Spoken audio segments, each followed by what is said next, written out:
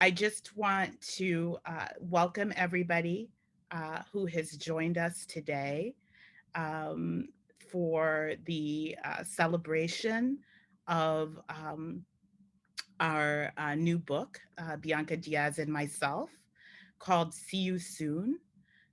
We're so excited to share the book with you today and really just so grateful to everybody who joined us today. And some of the people who joined us had a role in this book. We had a lot of reviewers, some children and small people who read the book's manuscript and gave us good feedback and was able to really help us to make this book stronger. And you're going to hear some of those young people reading the book itself in a minute. So, just again, thank you for joining us. Uh, and we do have a lot of people to thank because creating books is a team effort, but I'm not going to list everybody who is basically made this possible, but I do want to thank Haymarket Books for being such a terrific publishing partner. See You Soon is dedicated to the incomparable and irreplaceable Keely Shenwar, who is greatly missed. The book is a story about love that cannot be denied or extinguished because of walls and bars. Essentially, it's really a love letter.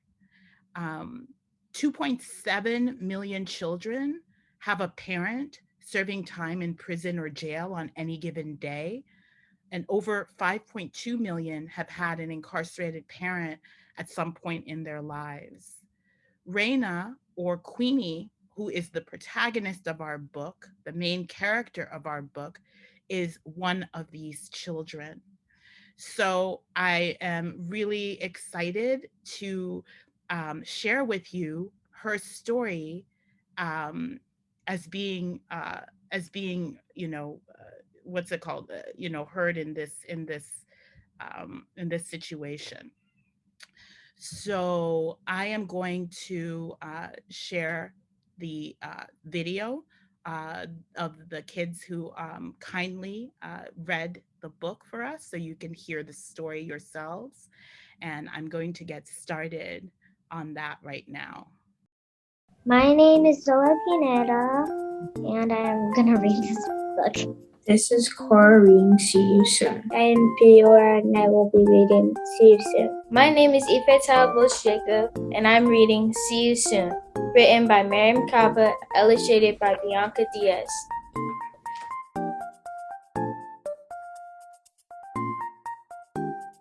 This book is dedicated to the irreplaceable Keely Shenwar. You are missed. Queenie is what they call me, but Rena is my name. I'm 6 years old and my life is about to change. My mama, she's been sick since I was very small. Sometimes she goes away when she isn't feeling well at all. A girl at school named Keisha sometimes says mean things to me. Your mama, she takes drugs. Your mama is a junkie. Keisha's words sting my heart and leave me feeling sad. Don't pay her any mind, Grandma Louise. Your mama, she's sick, and that doesn't mean she's sad. When Mama isn't sick, we are 2 peas in a pod. We shop at the grocery store, roam aisles, even and odd. We share ice cream sundaes and play games at the park. We wash clothes at the laundromat and watch fireflies in the dark. Today we're riding on a train, Grandma, Mama, and me. We'll board the bus to the county jail once we get out of the city. Grandma is reading the Bible. Mama's looking out the window. No one is speaking, not one word. We don't have much farther to go. I have so many questions I ask, but I'm afraid. I push my fingers through my mama's, weaving them tight like a braid. Standing tall in front of the jail, I breathe in and find the strength. I ask Mama, "Where will you sleep?" She looks like her heart will break. "Can I see your room?" I ask. Mama's eyes are bright with tears. "No, baby girl, no one is allowed." She speaks, but I don't hear. I wonder what Mama's cell looks like. Will it be cold inside Are there warm blankets for her?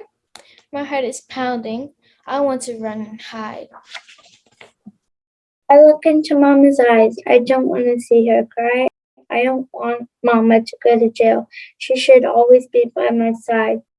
Who will help me braid my hair? Who will I ask about homework? Mama makes it fun to learn. My chest begins to hurt. Mama opens her arms and wraps me up. She hugs me so tight. You be good. Take care of Grandma. Baby girl, I'll be all right. So many questions are swirling in my head. I have time for just one more. When will I see you again, Mama? Soon, Queenie, soon, she says to me. Time will fly. Don't you worry, my Queenie. Grandma Louise takes my hand and we walk to the door. 2 years is not soon, I yell, so mad my face turns red. Grandma gives me a look, and I say, sorry, and hang my head. I don't want to leave my mama. She'll be in there all alone, but Grandma says that it's time to go. We've got to catch the bus and train home. Mama kisses my cheeks, wet with tears. She turns and walks through the gate. I want to beg her not to go, to stay with us. Grandma and I are quiet as we ride home. When we arrive, I run into my room. Just wanted to be alone. But there's a brand new quilt on my bed. It has photos of Mama and me, opening presents at Christmas, eating birthday cake. Mama holding me when I was a baby. I throw myself on the bed and wrap myself in memories. I fall asleep dreaming of my mama, her voice saying, sweet dreams, Queenie. The next day at school, my mind is wandering. The teacher calls on me, but I don't hear. Is Mama lonely without me? Is she doing okay? My heart is very heavy with worry and fear. 2 long weeks go by. And then, when school is done, I find a letter on my bed. It's my Mama's handwriting, shining bright like the sun. The letter reads to my baby girl, Queenie, from Mama. I open it slowly, gently. I sit down on my bed to read it, and my heart fills with peace. Dear baby girl, this is your mama, and I love you. I loved you before I even met you. I love you still, and I always will. Even though I'm away, my love is always here to stay. See you soon, Queenie. Love, Mama. Me, you, Grandma Louise, eating raspas at the park.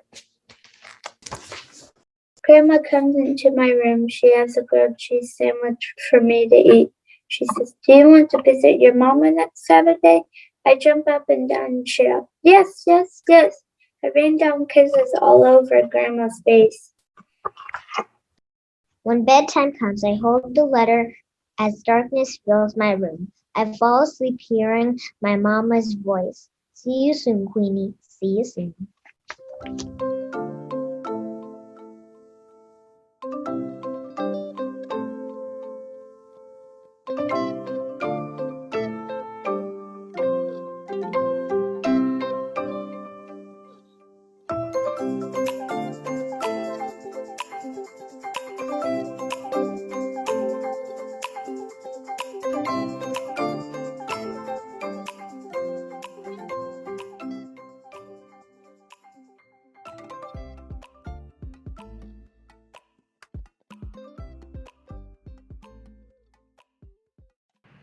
All right. Thank you so much. I love it. I love it. I love it. I'm so grateful to Ife and to Zola and to Cora and to Fee for their beautiful reading. I think you all have a general gist of kind of just how beautifully they did that. I'm just so happy with how they made this happen. It's just beautiful. I also want to thank my friend Tom Callahan of Sensitive Visuals for his beautiful editing of the video. Since we're running a little late, and I think haven't been able to figure out the captions, which I'm just so sorry about. I want to now throw to Bianca, who is going to take us through a short PowerPoint make about how to, how she made the art for the book. So Bianca, please go ahead. Hi everyone, I'm Bianca Diaz. I'm the illustrator of See You Soon. I just want to say thank you so much to everyone who's here and everybody who read the book and made that video possible, because it was so beautiful, and it's so exciting for me to see the book existing in the world finally. So I'm just gonna share my screen and show you how I made the art for the book.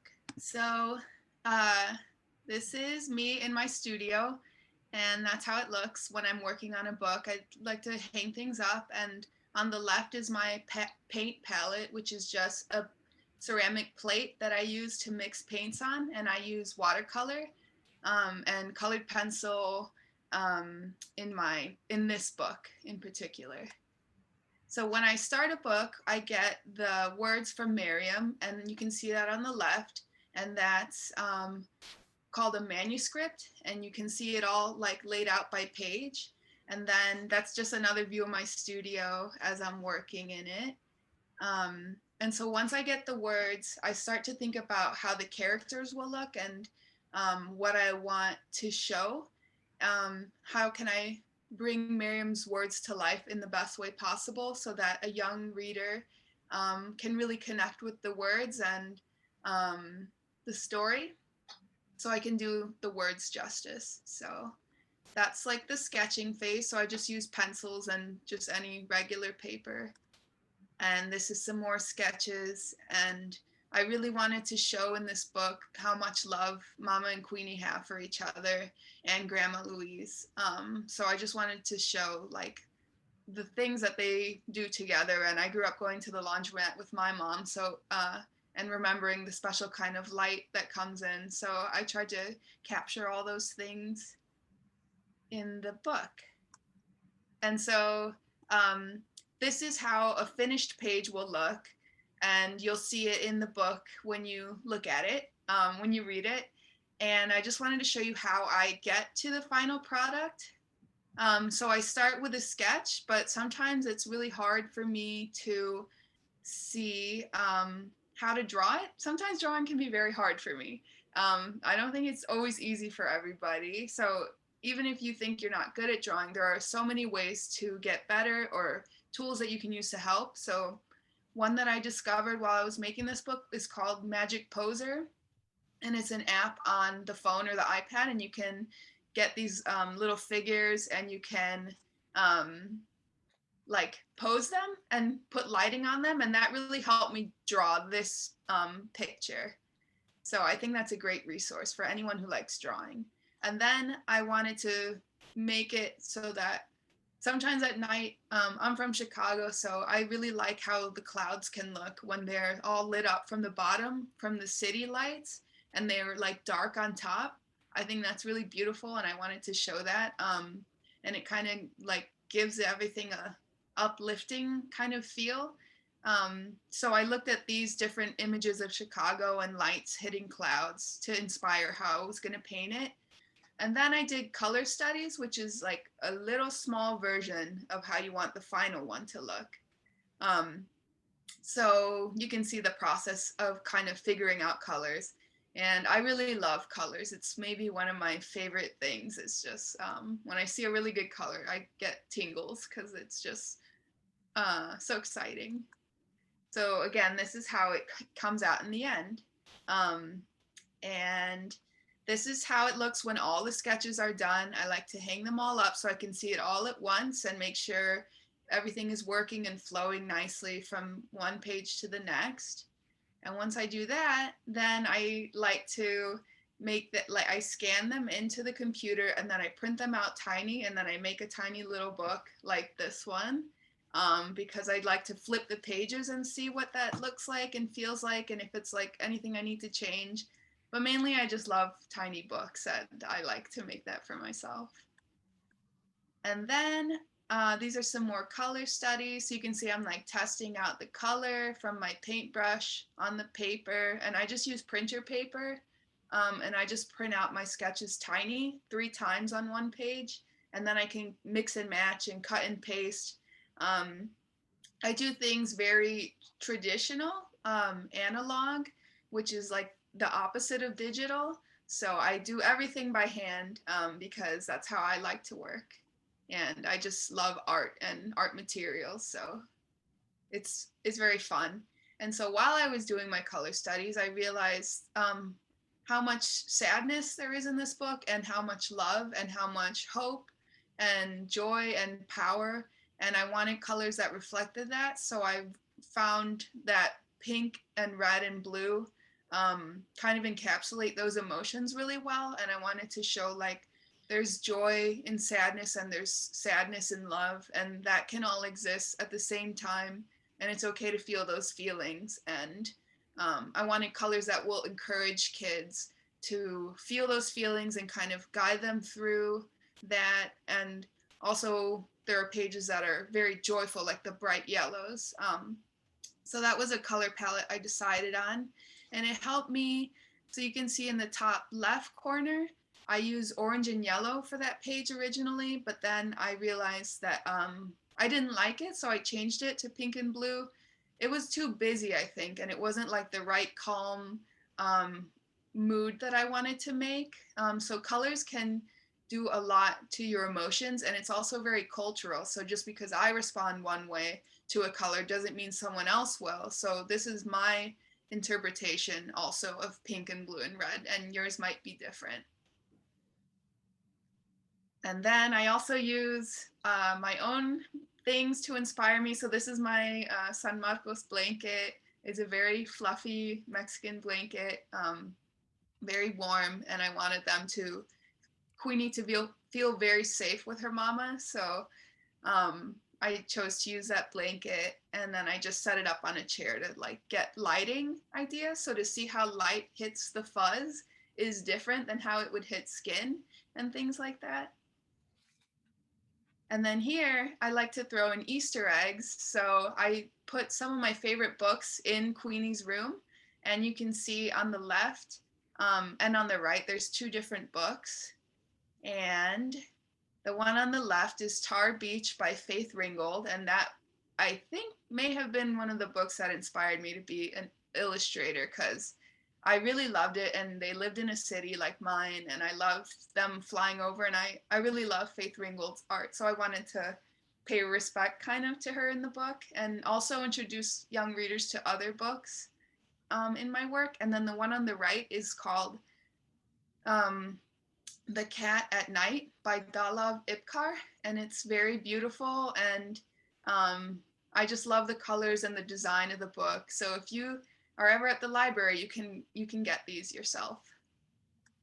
And then I also really love the book called A Chair for My Mother by Vera B. Williams, and so I paid respect to them by using a similar kind of chair. I just love that book because it shows the love between a mom and her child, and that was what I really wanted to capture.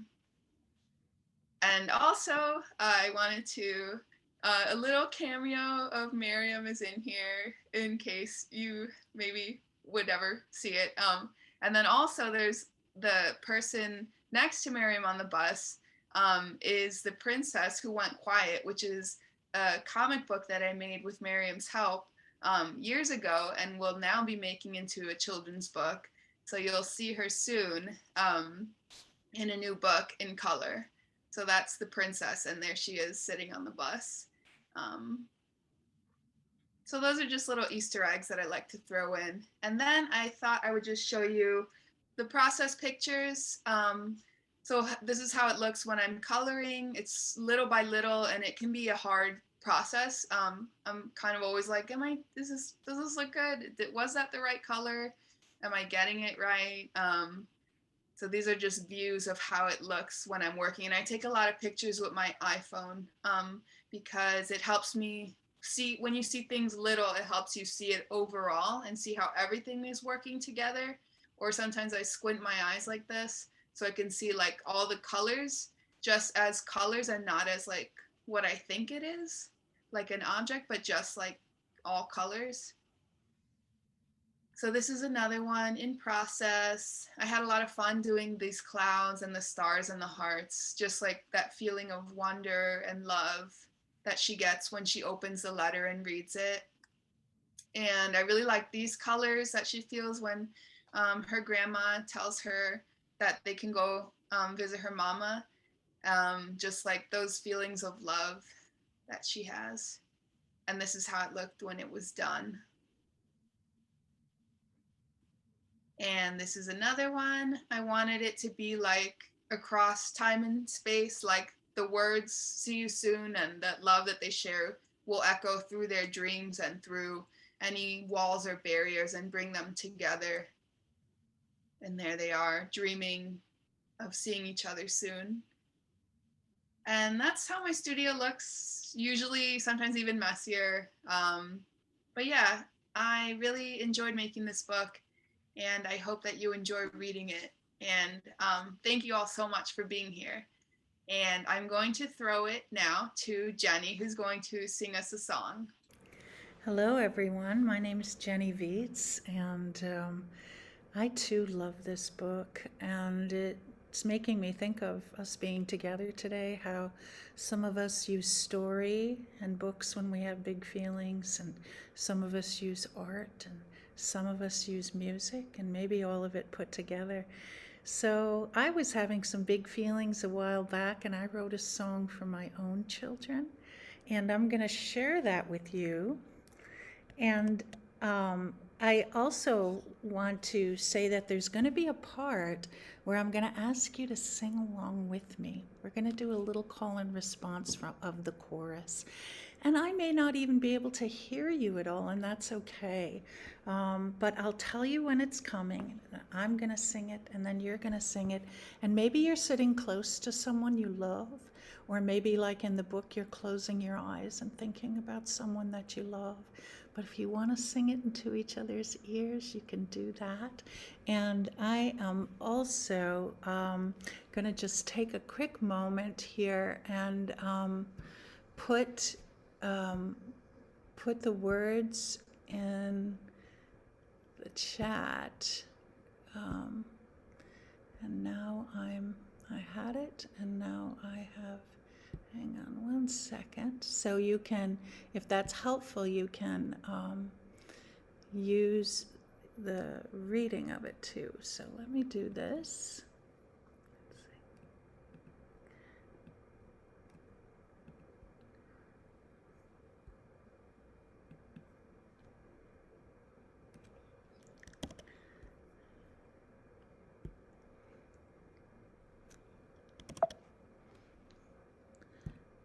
And I'm having trouble making that happen. So I will make sure that I drop those in later so you can see them.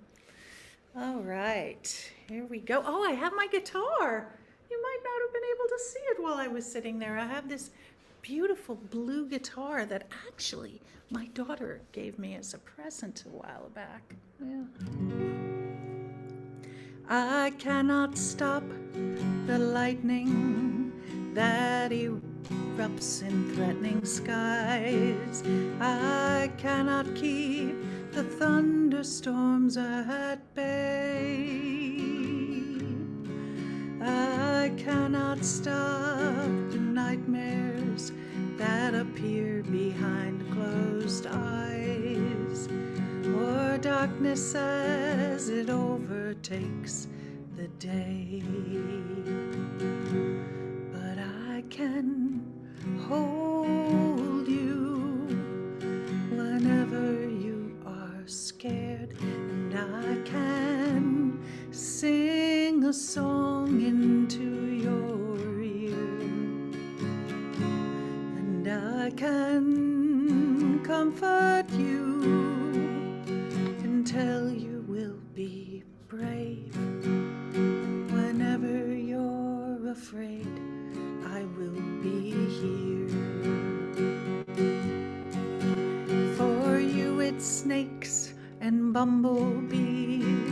For me it's still goodbyes. We're all afraid of something we are told. strange faces or new places, looking down from someplace high. And then it turns to fears of growing old. But I can hold you whenever you are scared, and I can sing a song into your ear, and I can comfort you and tell you we'll be brave. Whenever you're afraid, I will be here. Your sea so big, your boat so small, I'll be your anchor after all. And after all is said and done, my darling, you're my precious one. And now here's the part where I'm gonna sing the line, and I want you to copy it back, okay?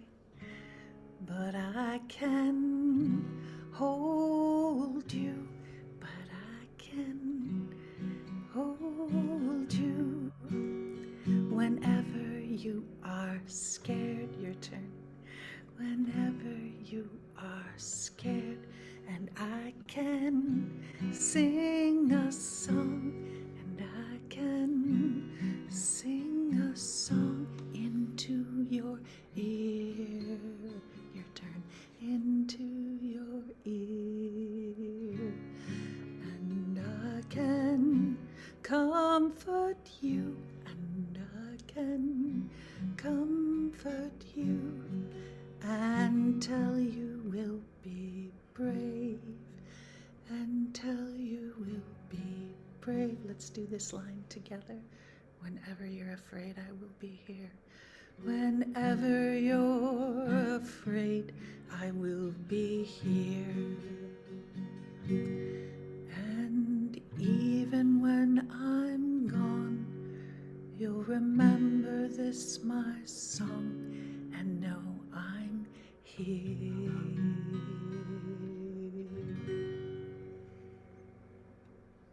Thank you. Oh my God. Jenny, thank you so, so much. I really cannot just thank you enough for blessing us with this song. I'm really excited that we'll be able to share the lyrics with all of you in an email after this so that you have them and you can share them with each other. Thank you so much, Jenny, and for taking time when you're on this field trip. We love you. Thank you. I want to throw over to Layla, who is going to briefly introduce us to a new program and project. And stay with us so that you can enter the raffle, which I'm putting a link in the chat, and you can put your information in here, and we're going to announce on Monday the winners of the raffle. And you'll see that every winner of the raffle will be able to receive one of two mini quilts that were created by Rachel Wallace. Thank you, Rachel. And we're also going to be able, even if you don't win, everybody will get a print that is a copy of the Flying Mom and the Flying Daughter that Bianca made. So everybody will be a winner, but we'll select two people who will receive the mini quilts. So I'm putting in the chat a link there, and you'll be able to access, put in your information, and you'll be eligible for the raffle. Layla, you're on. Thank you. Hello, and thank you so much, Jenny, for that song, and Miriam for that introduction. I'm Layla. I am a mother, I'm an organizer and an educator, and I am so excited to announce the launch of a new program called Queenie's Crew. And did you want to introduce yourself? Or? Hi. Okay, this is Ozzy. I'm Ozzy, and I'm 8. Yes. I'm going to share my screen so y'all can see the brand new Queenie's Crew website, which was created by Mara Arazo. And Queenie's Crew is a program for 6 to 10-year-olds that is about learning to build the world without prisons and policing and building communities of care. So every month, kids will receive an activity or an action in their inbox, or well, parents and caregivers and educators, you can sign up and you'll receive an action or an activity in your inbox.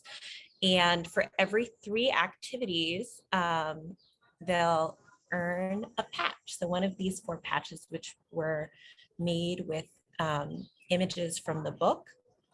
And these are going to be real physical patches that you receive in the mail. And there's also a digital version. So a few of our kid reviewers are displayed on the website so far. So if you would like for your child's name and patches to be displayed on the website, there's going to be space for that. And yeah, so get on to queeniescrew.com and you can sign up.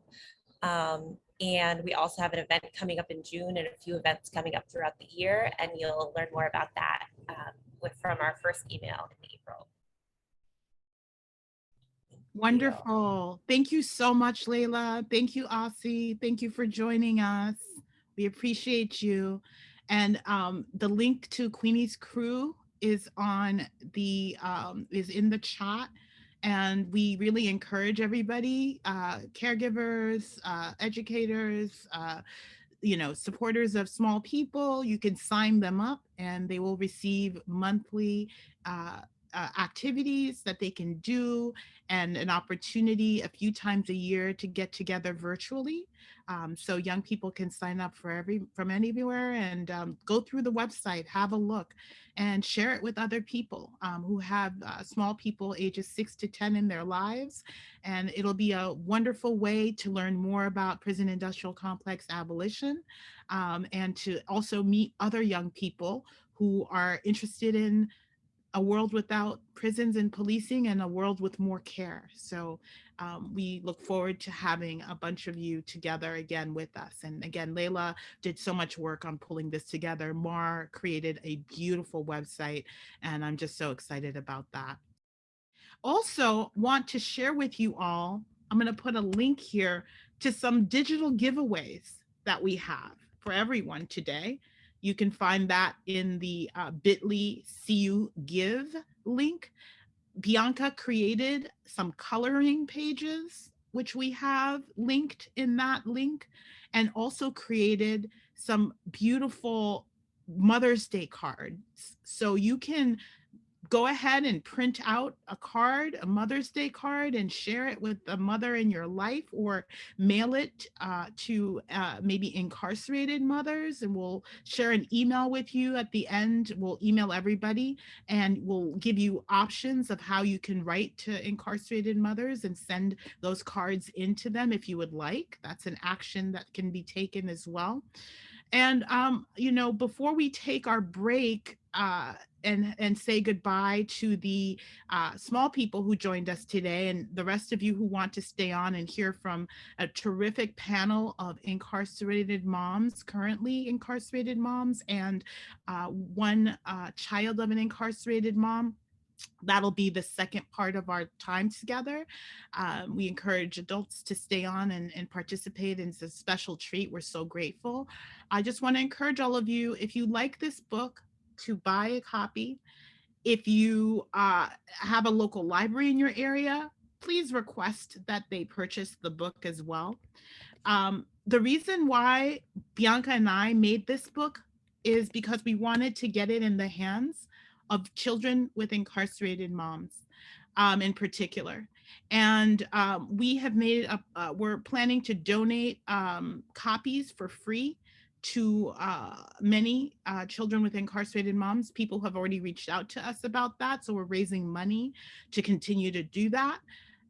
Also for today's event, we collected $500 in donations, and we're going to be donating that to a terrific organization called Motherhood Behind Bars. I encourage everyone to learn more about their work and to also support them. in the work that they're doing. It's so, so important what they've been doing and how they've been supporting incarcerated moms. Again, that's Motherhood Beyond Bars. And I encourage you to look into their work and continue to support them. I personally plan to donate my portion of any royalties from the sale of See You Soon to the organization next year. So very happy to, be able to continue to do that and to basically continue to support both incarcerated moms, but also their children in various kinds of ways. On behalf of Bianca and myself, on behalf of all of the people who made this book possible, we are so grateful. I want to again thank my amazing editorial manuscript feedback crew, a bunch of wonderful small people who gave me comments before there were any pictures. And one of them told me very clearly, where are the pictures? And we promised they were coming, and they were. And then the amazing readers, so grateful to, again, Ife and Zola and Cora and Fee, who read so beautifully. We're going to share copies of this video online so people can see it, and we're also going to send each of them a copy of a video of them reading the whole thing in full. So thank you all for joining. We look forward to continuing. All right, we're going to get into it. We're going to just jump right in. I just want to make a point to say to folks that this Mother's Day, nearly 150,000 incarcerated mothers are going to spend the day apart from their children. Over half, so 58% of all women in US prisons are mothers, as are 80% of women in jails, including many who are incarcerated awaiting trial simply because they can't actually afford bail. Most of these women are incarcerated for nonviolent offenses. Most are also the primary caretakers of their children, meaning that punishing them with incarceration tears their children away from a vital source of support. And these numbers don't cover the many women who will become mothers while locked up this year.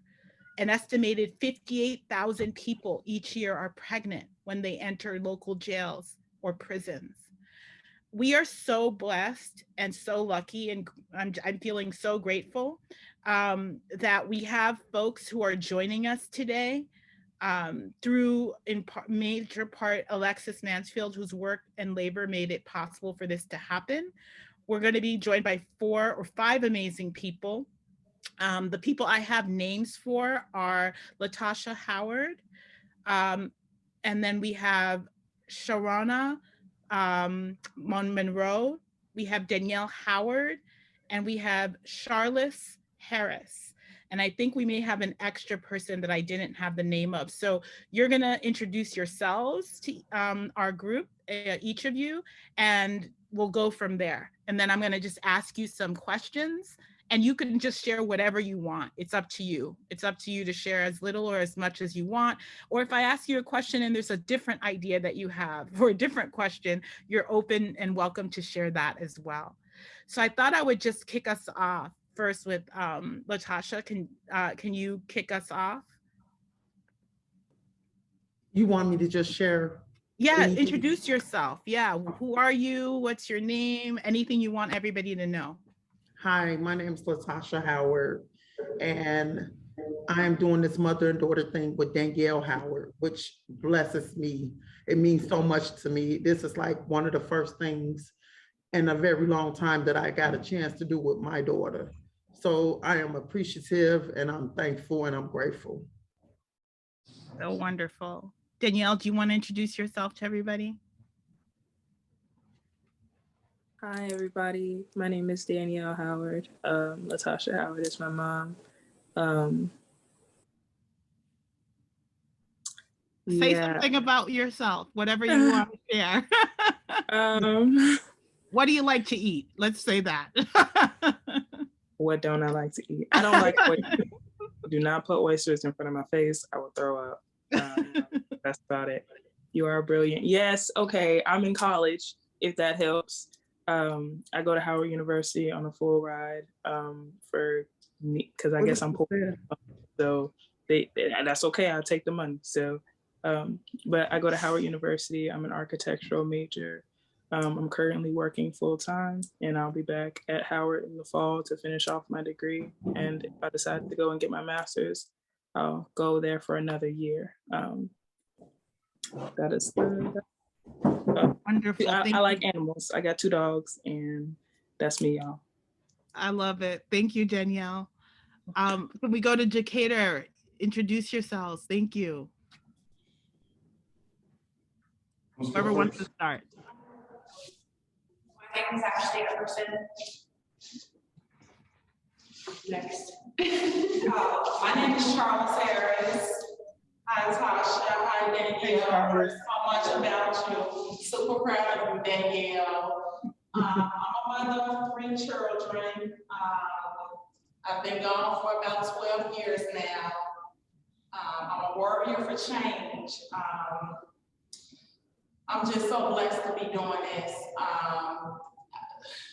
I'm just so blessed to be doing this. I thank you for the book.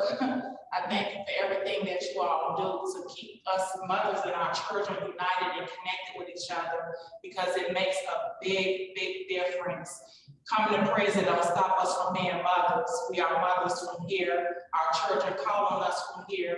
They need us. So I thank you all so much. It's a blessing. Thank you.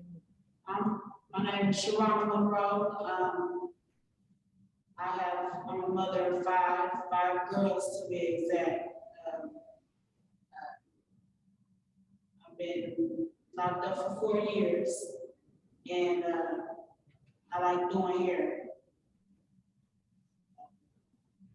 Thank you so much. We appreciate you for being here, for sharing, for making sure that people know that you're parenting wherever you are. You're a parent, and bringing your children in. And I wanted to just maybe start off by you telling us what you think some of the challenges are of parenting from afar. What has been the most challenging part of doing this work as a mom, being a parent? So maybe we'll start with Latasha and then go to Decatur. One of my challenges is when my daughter or even my son is going through anything, and when they need me, I want to be there to wrap my arms around them and to be that shoulder that they need. And that is a challenge, because being incarcerated, when they need that shoulder, it's hard. So that's definitely one of my challenges, because I can be there and I can listen on the phone, but it's the most painful for me is not being able to wrap my arms around them and just let them do what they need to do as a mother. So that's my number one challenge. Anybody at Decatur, feel free to jump in. Just physically being there. Yeah. Whether it's for their first tattoos, their first hug, just physically being there. It's really hard. Yeah, for me, it's pretty much like everybody is saying, not being able to be there to support your child. You have to you have to get creative and find ways to support them from a distance. Another thing is kind of losing your voice. It's so hard, because when you come in here, it's almost like people look at you like you're not still a parent. So what you say about your child is like, it does not go and it's not honored. And that's very hard to deal with, not knowing what they're going through, not knowing if something is going on or they're being harmed. And if those things are going on, knowing that there's nothing, almost nothing you can do about it. The feeling of the unknown and the feeling of not wanting your child to go through the things you went through and not wanting them to repeat your mistakes. So that's a big struggle when you can't be there for your child the way probably our parents weren't there for us, and knowing how that made us feel, and knowing that's probably how your child feel. and wanting them to know that we love them with all we have. Thank you. It's okay, Tasha. We get through it together, though. We get through it together. We stand together as mothers, and we try to help with each other. Kids, I knew about Danielle even before I saw her face.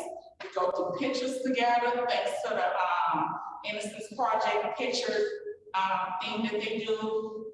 We talk about our children, we give advice for each other, and we try to come together as a community and as mothers and parent each other children, because it's bigger than just my child. We all are here, and all our children are out there facing the same struggle and the same obstacles of not having their mother, and a lot of times their father's there as well. So we gotta stick together, we must. It's vital that we do. Thank you so much for that. I think, do you want to add anything from Decatur? Or you're good. How about Danielle, if you want to tell us a little bit about the challenges you've experienced being the child of an incarcerated mom or parent? Yeah, actually, Mom, don't cry. Okay. Stop all that. Okay. Yeah, up until this moment just now, I didn't even realize that how many mothers were incarcerated and that it was such a big issue.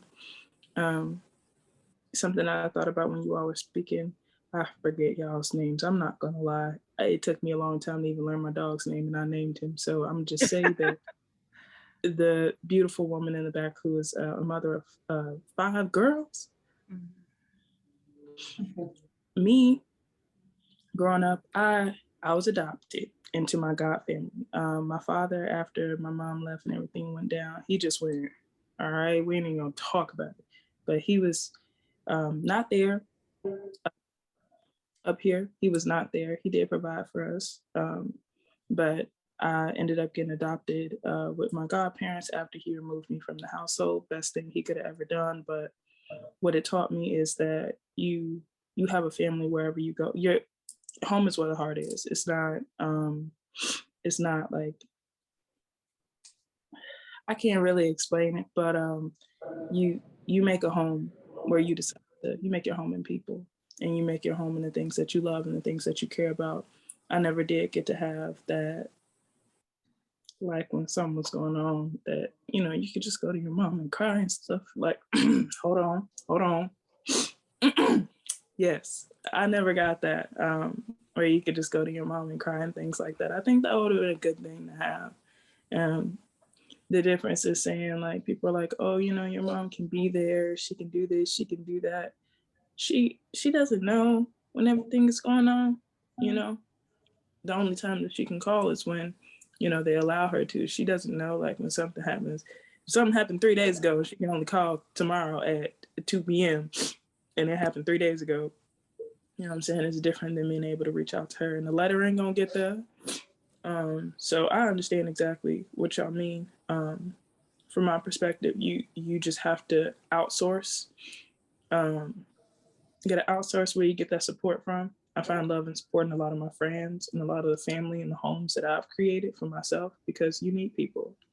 And in my animals and in creating and stuff like that, it's difficult. It makes you strong. But I just want to say, from a child's standpoint, it grows us to be fighters as well. I believe you said you're a warrior for change, and I 100% agree. I think that's beautiful. And I think you should continue to do that, because a lot of people need your help. And so that's it. Thank you, Danielle, so much. Just so grateful for your sharing, everybody's sharing. And we just, part of what we're trying to do is, we know that people should not be locked up, and it just devastates families and it devastates communities. And we want people to be let out and to be home and to be free and to have the supports they need to get what they need done, right? To get the help they need. And we need a different way.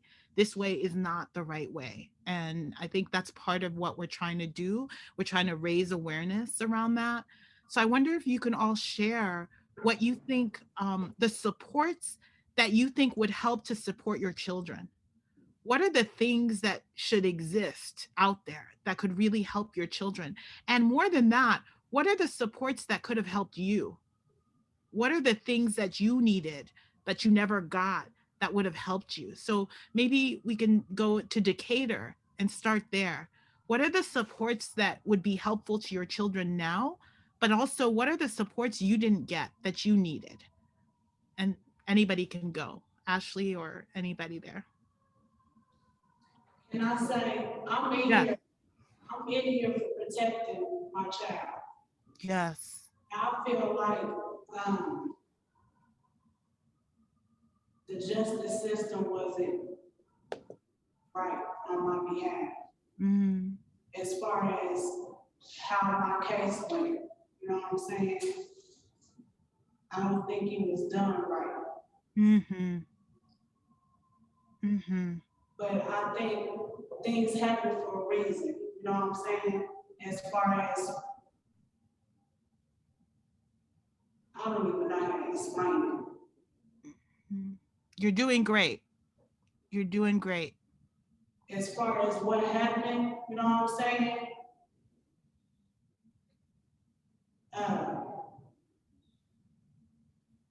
What would have been helpful to you to support you when you were out?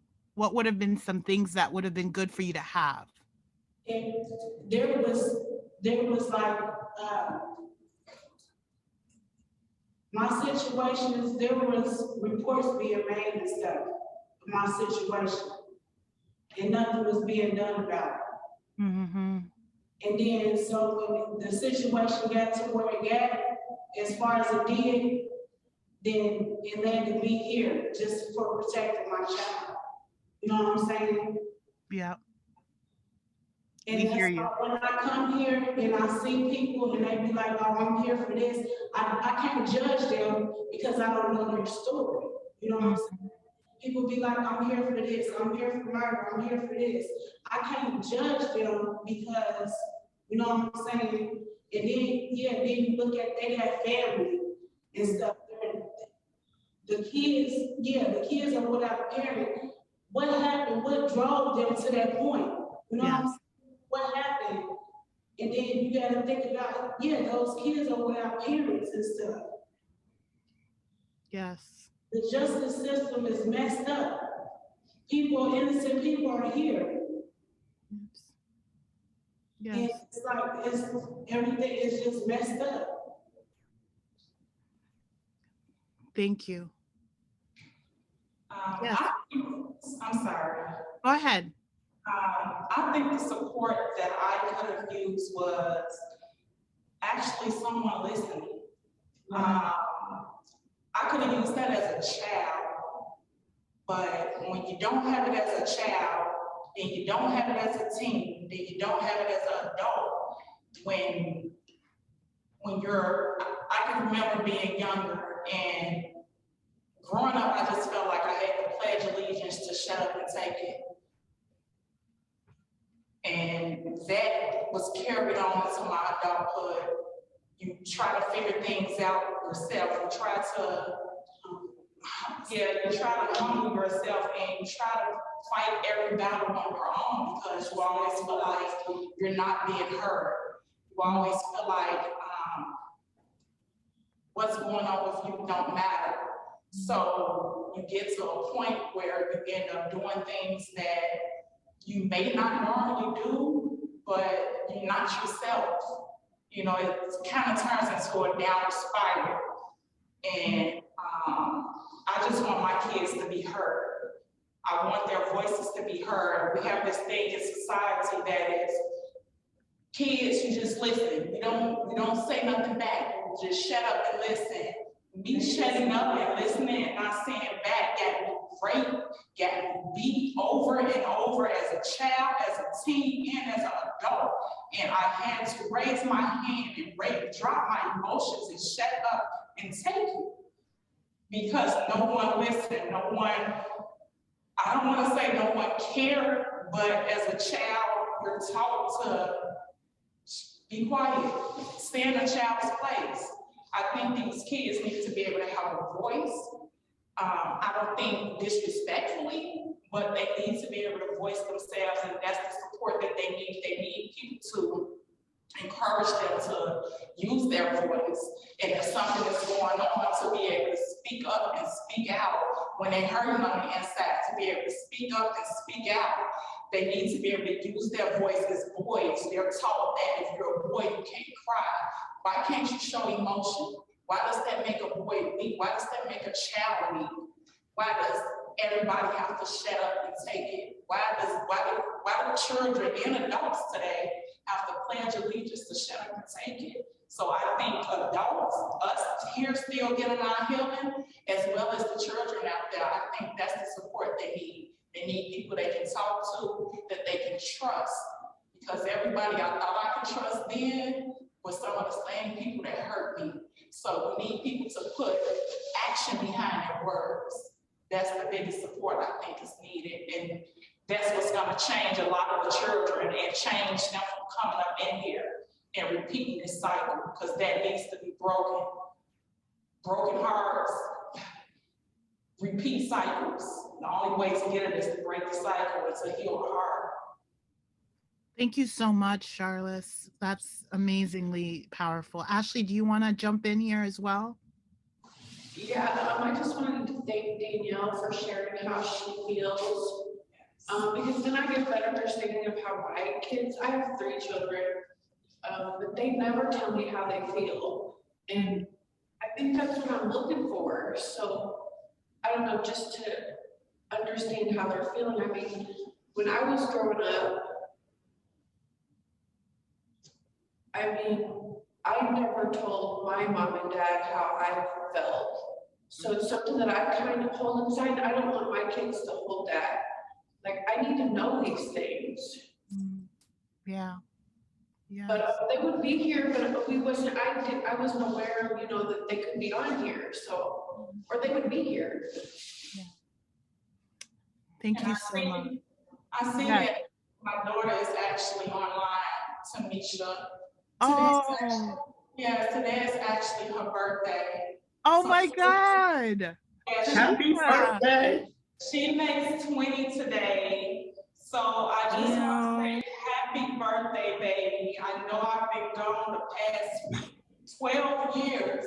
I've been gone away from you, but I love you. Oh. I love you, baby. Happy birthday, happy birthday, happy birthday. And hopefully this is the last year that I'm gone. But I love you, baby. I love you. I hope you enjoy your birthday. And once this is over, We're gonna have plenty more birthdays to celebrate. And I apologize for not being there for the past 12 birthdays. Oh my God. My heart has always been there for you, has always been there with you. I love you, baby. Enjoy your birthday. Tamisha, we if you're willing or interested or able, we can definitely promote you to panelists so you can be up on here as well. So you can DM me if you would like to, and we can put you up so your mom can see your face if you want. Yes, thank you so much, Charlotte, for sharing that, and Ashley. And Sharona, thank you all. I want to also pass to Latasha in case you have some things that you want to add in around supports that would have been helpful for you and your kids, and then we'll go to Danielle. Okay.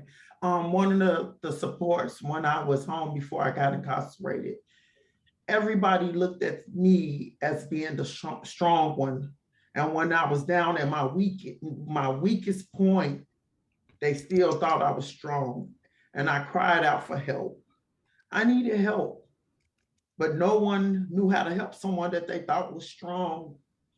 So with that being said, now I have no problems after this experience with asking for help. If I need the help, I'm gonna hold my hand out and grab whatever help that will come my way. I am not too no, I'm at a point where I'm humble and I can get the help.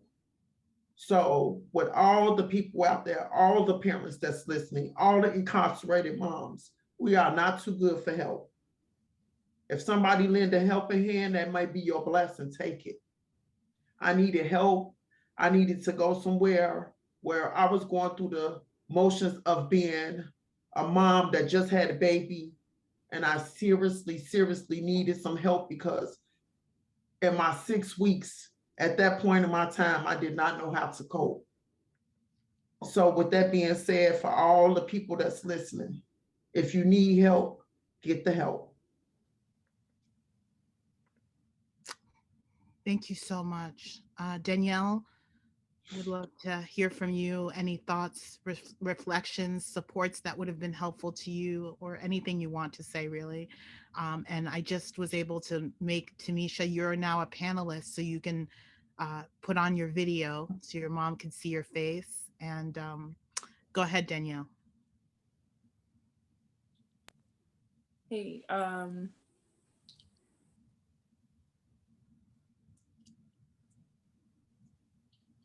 what would have helped me probably was if my parent would have had some help. Like I said, he just needed, I don't know what he needed. I still don't. They do a good job of like kind of shielding you from what's really going on. But just taking the time to stop and slow down and get the help that they need. I never really had an issue asking for help. I had an issue trying to do everything on my own because I had learned to be so hyper independent. But when I was kind of at rock bottom almost, that's when I would ask for help, and I had no problem asking for help. I guess what I needed to know was to learn that it's okay to ask for help before you're at your last straw. Like you don't have to wait until you have no other options to ask for help from other individuals. Thank you. And so, other than, sorry, my dog is moving my camera. Other than that, I don't think there's any much else anything really anyone could have really done, considering there are a lot of single parents out here in general who need help, just like y'all would have needed help if anyone hadn't gone to prison. I don't know if there's anything specific to having a parent that's incarcerated that would have helped me. More so just having the two parents that I needed. It's hard to raise a child with two parents, let alone with one. And it was two of us at the time. So I don't know. I did ask for the help that I needed. Therapy. Black people, I don't mean to say it, but yes. Well, Black people are scared of therapy. I don't know why. I'm gonna ask for help. I'm gonna talk to somebody. Okay, hello, my name is, and I'm stressed. I think we run from that a lot, as well as a lot of mental health things. I think we're slowly, we're slowly opening up to the idea, but I think if we were more so focused on our health for ourselves and not like demonizing it or telling other people like, oh, you're weak because you're asking for help for this reason and yada, yada, yada, push until you're on your knees. We don't have to do that anymore. We don't. We've gotten past that. And if you are healthy, then the people around you that you care about are healthy because you have enough in you to help them. So I think just preaching that message would also get us a long way. Wonderful. Thank you so much. Tamisha, if you want to, you can put your video on now. You have the option. So if you would like to do that, you can do that. My last question for everybody is, what is one thing you have done or a program you have participated in that you would recommend to other families impacted by incarceration in order to support the relationship and bonds between mothers and children? If anybody wants to, we'll maybe start with Latasha. If you've participated in any programs or done anything that you think were good programs that you would recommend to others. They had a Mom and Me camp, which was one of the most beautiful experiences that the prison can give to mothers. And at the time when I could have had that with Danielle as well, my ex-husband felt like she couldn't come to camp at that time because he didn't know the people. But the camp and the people that is doing the camp are some amazing people, I must say.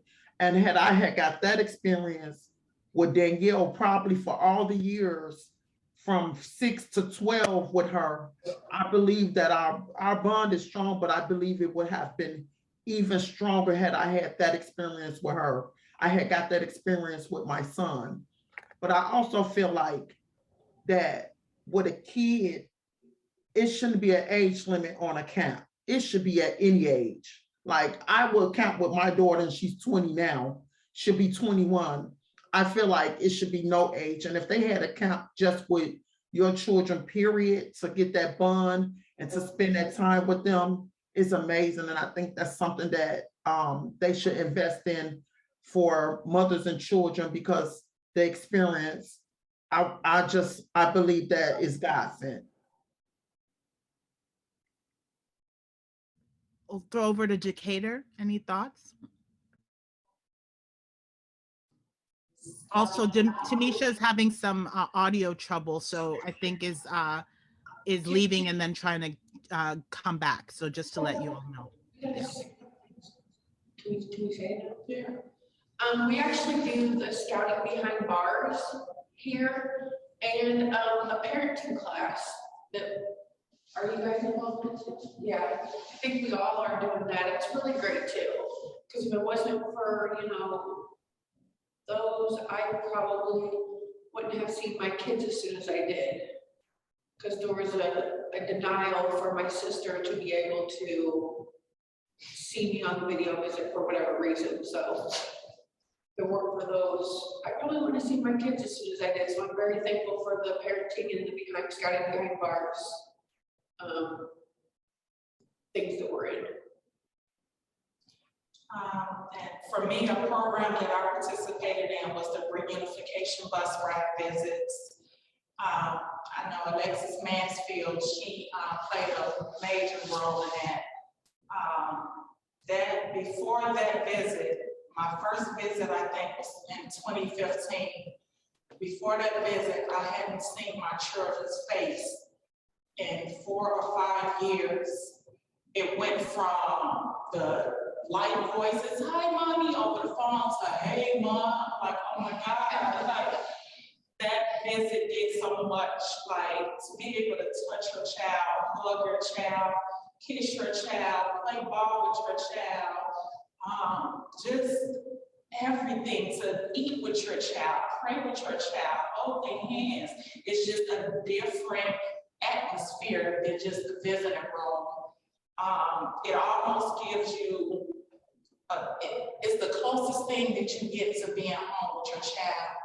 It's plenty of times we sit at the table on the visits and we eat together. When was the last time my child had me at home to sit at a table and eat with them? So those visits are like, they are amazing. And like that helped me to guide my children, that helped me to listen to some of their issues, that helped me to support them when they was going through a lot of different things.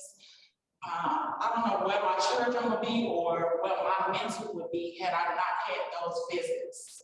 Seriously, my son at one point in time he was about to drop out of high school, and those visits, I was able to have a one-on-one with him, something that a 20-minute phone call just can't do. Those phone calls, you're cut off. So it's so much that you can't get in on that phone call that those visits allowed me to get through. And my son graduated, so I'm super proud of him. Just that the reunification ride, that's a big support. And I think it helped a lot of us mothers. It really helped a lot of us mothers. So I thank you all for that as well. I'm so grateful for that. And I know we got COVID going on, but I hope that starts back sooner than later. Thank you so much. Shauna, do you have anything you want to add as a last thought? No, thank you. You're good? Okay. Well, if anybody wants to wrap up, we're at time. Latasha, do you have anything that you want to say before we go? And anybody, and then I'll go back to Decatur, and then Danielle will end with us. So I just would like to thank you for including me in this process. It was beautiful. It was amazing. The book is amazing. When the little kids was reading it, that's exactly how I felt with my children. When their dad used to bring them to the prison, I did not want them to leave. It was just like almost like a gut wrench to be separated from them. Because at the time when I got locked up, I had just closed my daycare down, and I was so used to being with my children 24/7. So when the book was being read to me, it touched my heart. I understood. I believe that's going to bless a lot of children. It's amazing. The way it was put together was amazing. The artwork was amazing. And I am just blessed to be a part of this, to be able to see my daughter face and participate with her in this. I just want to thank you guys. It touched my heart, and I'm grateful and I'm blessed. Thank you guys. oh, okay. First of all, you all are killing me with I'm crying my eyes out here. I just want to, I want to thank you because you're amazing. And we want you home, and we're all working on the outside to make that possible in all the ways that we can. And we really love and appreciate you so much that you took time to be with us today. Charlotte or Ashley, do you all have last things that you want to add before we go? I just want to say thank you. The book is great. I just hope my kids can see it. Yeah. We're going to mail them copies. We are mailing them copies. They will see it, and they will also get a note. So we will make sure they know how loved and cherished they are by you. So thank you. Absolutely. I just want to say thank you all as well. This is so beautiful. Even to see mothers, although I'm not at that facility anymore, it's still a mother that we stood together as parents. And this is just wonderful. And the book is amazing. The story actually reminds me of like my process, you know, from Cook County Jail when my son happened to leave the visit and him crying and screaming. It's like everything in the book was dead on. You know, from my daughter when she was younger, Mommy, can I get you a birthday cake? Are they gonna make you a cake? And how do you answer so many questions? Them wanting to know like what's going on in your life, and just trying to let them know that you're strong and you love them. And no matter what, we're gonna stand up and we're gonna do what we have to do from our children, even from our prison seats. We're not gonna stop being parents. And thank you to all the mothers. Thank you for everybody here that's involved and brought this together, and every other program that you all bring together to try to help us. I'm very grateful, and I thank you so much. A big thanks to Miss Alexis Mansfield. Yes, Alexis. She goes above and beyond. She goes above and beyond. We love Alexis. Thank you. Yes. I love you all. Love you too, Alexis. Danielle, you're gonna close us out, and then I'm just gonna put the raffle stuff in the chat, and we're gonna close out. So Danielle, last words. I just want to say that you all are loved. I know I'm not y'all daughter, but I could be y'all goddaughter if y'all want. All of y'all are loved. All of y'all are strong. You're beautiful. And whoever do hair in the back, me too, sis. So when you out, let me know, because we can do some faux locks. I could teach you that they do knotless braids now. I don't know if you know how to do them, but I could teach you that. And this has been amazing. As soon as I get off of this call, I gotta think about some things, because I'm honestly not even sure if, like Tito, I'm honestly not even sure if like some of the things that you all were talking about that I missed, like how that affected. Sorry.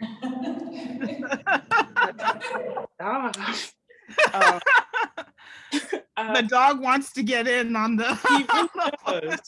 He ain't did nothing all the time. Okay, but yes, thank you. And Alexis, thank you for reaching out, for letting me be part of this. I had no idea that this was such a big issue and that other people were like going through the things that I did. I mean, of course you would think so, but hearing it is different.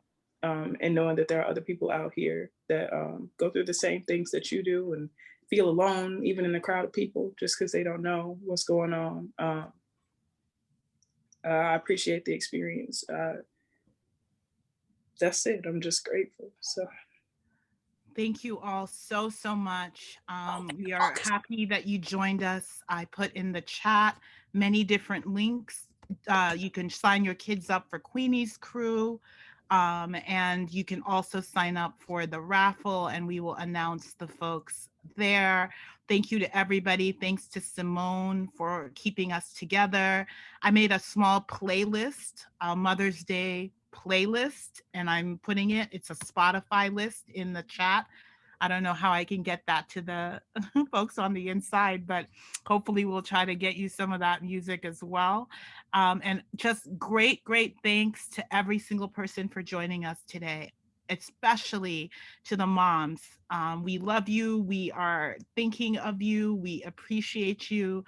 And we are continuing to fight on the outside so that you can see your children sooner. So thank you all for joining us. We will be in touch with an email that includes some of these resources that we put into the chat.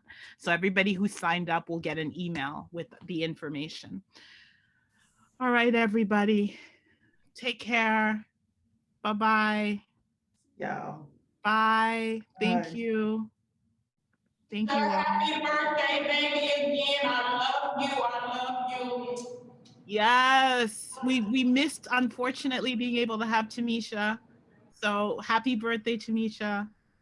That's okay. We connected that heart to heart. I love it. All right, y'all. Take care. Take care, everyone. Bye-bye, Latasha. Thank you.